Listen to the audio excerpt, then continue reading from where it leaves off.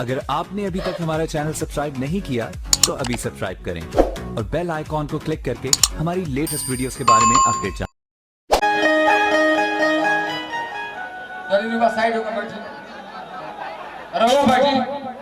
अपने दूसरे का समझाओ तो नहीं अपने खुद के खड़ा रहता है पीछे में आदत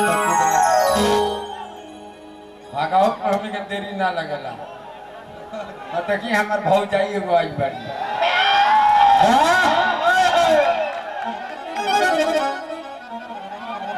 तरी ये हमार साली है तबे ना आज जोड़िए ना कोई बस सब जना के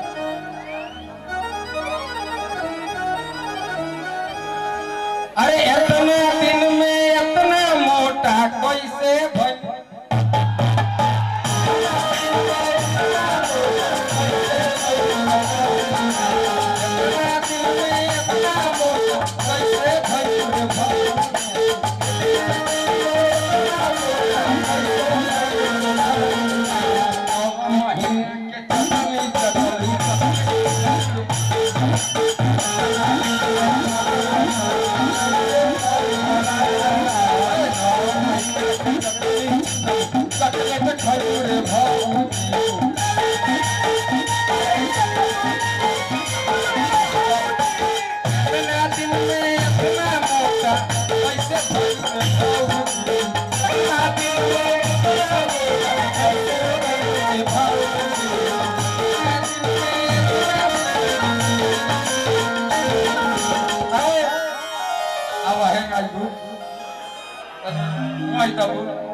ये सखी सैया रतिया के महिला बोल बोल इरा दिशा इतना दिन में इतना मोटा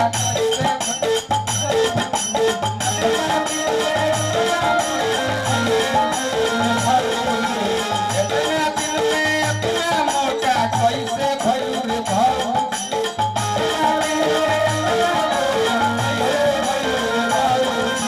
नवा महीना के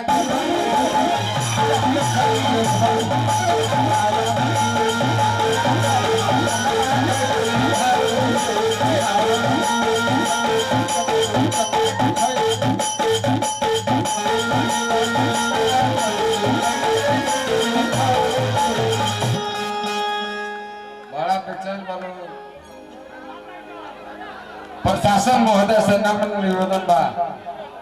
ये लोग खड़ा बाटे तो कम से कम हाला का शांत जरूर करा सकता है।